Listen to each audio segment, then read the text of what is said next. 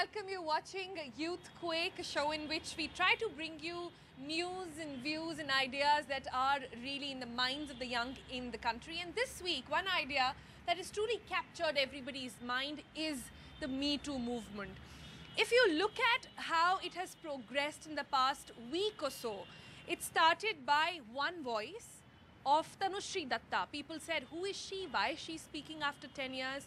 And is it really valid? Is she doing it just to garner some publicity when she clearly does not have any work in the fraternity? It started with people questioning her. It then moved on to become a movement where every woman kind of resonated with what Tanushree had said. They came out and said, me too. Then there was this entire silence over Me Too. We questioned the politicians, we questioned Bollywood for their silence. Now finally, it has come to a point where we are seeing immediate effects of Me Too being felt on the ground. For the first time on Friday, one of the big ticket franchise movies, Houseful 4, their actors said that we are not going to shoot until there is an investigation. 100 crore franchise put on hold to ensure that justice was met, and in fact, if not justice, at least allegations were being looked into.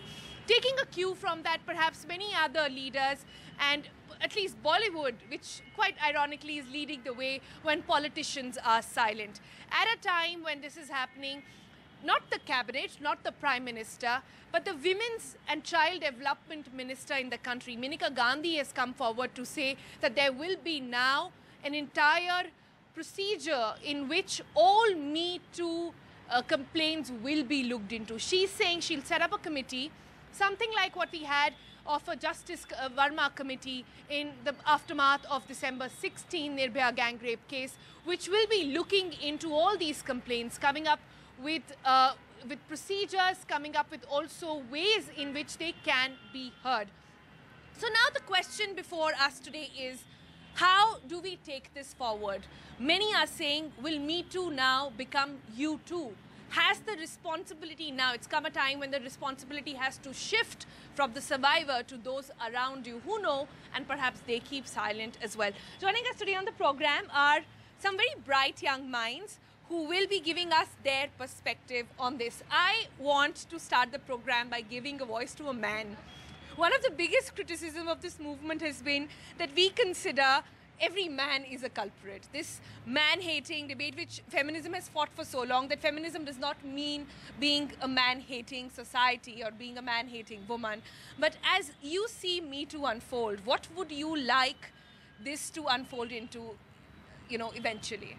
See, Sonal, really, when you say it's a man-hating kind of a society, I don't really think that's the way, that perception is. I'm very happy you're saying that. No, so therefore, what I'm saying is the Me Too movement is about something else. It's not about that, it's not feminism also. It is something about justice where somebody has been wronged and, that kind of a thing is coming forward, which has been tucked away or, hidden somewhere in the back pocket, somewhere in the back of the mind. So it's coming forward. So it's not a feminism kind of a thing. It's, as a society, it's for justice. Yeah. But having said that, all the more, I feel that especially when we have an anonymous kind of a movement, somewhere in the deen of this, Me Too movement, the voice of the person who's concerned, who's been accused, his voice is somewhere downed. Somewhere he's not getting that opportunity also to speak up, or even that perspective is being completely ignored. So, coming from an anonymous side, we always support that. Obviously, if there is an anonymity, that should be there. But having said that, the persons who are the intermediaries bringing up these kind of issues, they also have a responsibility, before judging that. So if I understand you correctly, you are saying that naming and shaming in the Me Too movement is okay, perhaps it should be done, yes, but there should be a fair opportunity for people and men who have been accused to come out and bring their perspective. If that's essentially what you're saying. What is your perspective on this? I totally agree with what he's saying. I totally think that men need to be heard. And this movement, the biggest wrong perhaps we can do is just brush all men in the society with the same color. That's not fair.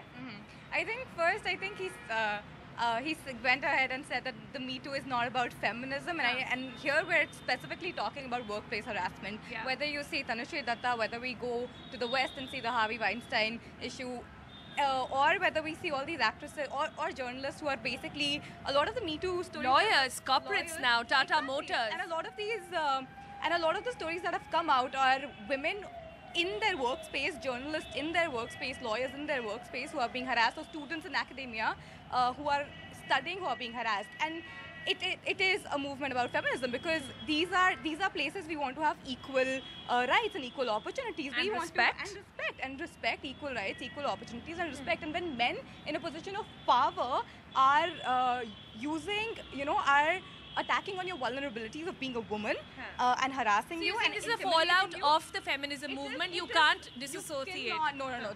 You cannot dissociate the Me Too movement with the feminist movement, and because here we're also looking for safer workspaces, which eventually leads to equal opportunity, and being in a world that's equal where nobody else has like an upper hand, and men. Correct. And all these stories, if you've seen, the men are in power, the men are in positions of authority, and they're not letting women work, and influence, and they're not letting women work, which is why we need an equal society where it's all interrelated. And I think that's something that I do not agree with at all. About men being heard, I think that's definitely coming from a law point of view, and and of course men have to be heard, but like, let's not make the Me Too movement about let's save men. Men have always had a voice, which is why we're here, aren't we?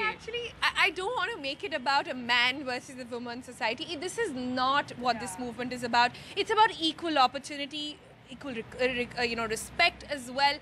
But somebody like you have you had certain instances like these? Because the first instance, like, I talk to so many people around me, every time you mention Me Too, they say, oh my God, this happened to me. Everybody is kind of waking up, and that horror of the past, which we said, okay, it's perhaps okay, this is what we have to face to be a woman and fight it out in the world, that this is okay. But now we are coming down to say that it's not. So I have a couple of comments, Sonal. I think, let's talk about India for a moment. And I think when I start thinking about India, electricity, safety for women, good roads, these are luxuries I don't enjoy. So, I mean, I run a firm, and I have a lot of field staff, and I have a team largely full of women, but I don't take the car out after 9:30 p.m. by myself, and I'm a fairly independent woman, but I am critically aware of the city I live in, and it's so sad. I don't feel safe in my own city.